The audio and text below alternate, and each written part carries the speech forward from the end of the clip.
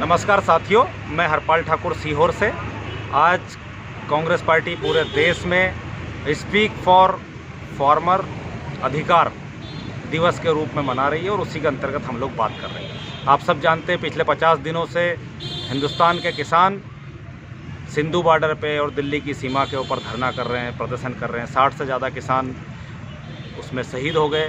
पर केंद्र की मोदी सरकार अलग अलग बहाने से दिन पर दिन, तारीख पर तारीख दे करके उस आंदोलन को थकाओ और बढ़ाओ की नीति पर काम करते हुए आगे काम कर रही है। हद की बात तो ये है कि सुप्रीम कोर्ट ने उस पर रोक लगा दी और सुप्रीम कोर्ट ने जो कमेटी बनाई वो कितनी गजब की कमेटी है। उस कमेटी के अंतर्गत जो चारों लोग बनाए वो कृषि कानून को समर्थन करने वाले लोग हैं। ये तो वो कहावत हुई जिसमें ये कहते हैं कि भाई दूध की रक्षा करने का काम जो है बिल्ली को दे दिया जाए तो बिल्ली दूध की रक्षा करेगी। जो लोग पहले से ही किसानों के खिलाफ बनाए गए उन कानूनों का समर्थन कर रहे हैं वो किस तरह से उसमें किसानों का भला करेंगे।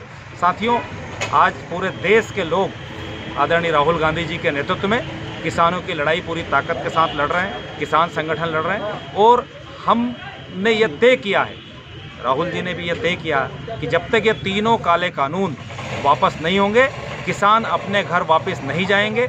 ये लड़ाई आखिरी सांस तक लड़ी जाएगी। साथियों, ये लड़ाई सिर्फ उन बिलों के मामले पे नहीं है। बिलों के कारण जो हमारी राशन की व्यवस्था खराब होगी, जिस तरह से एकाधिकार होगा, इसके साथ साथ ही आप देखिए मोदी सरकार के समय में डीजल और पेट्रोल की महंगाई के कारण किसान और आम नागरिकों के साथ कितना बड़ा अत्याचार है।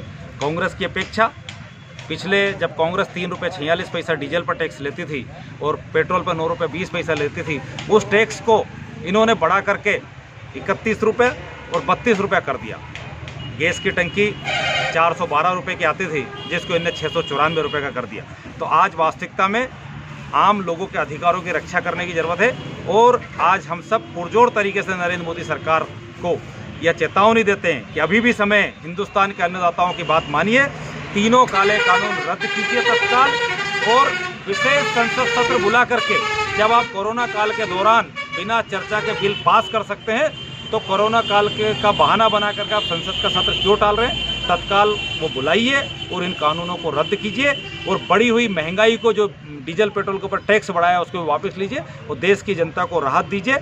नहीं तो इस देश की जनता आने वाले समय में आपके खिलाफ सड़कों पर और तेज आंदोलन करेगी। जय हिंद, जय भारत, धन्यवाद।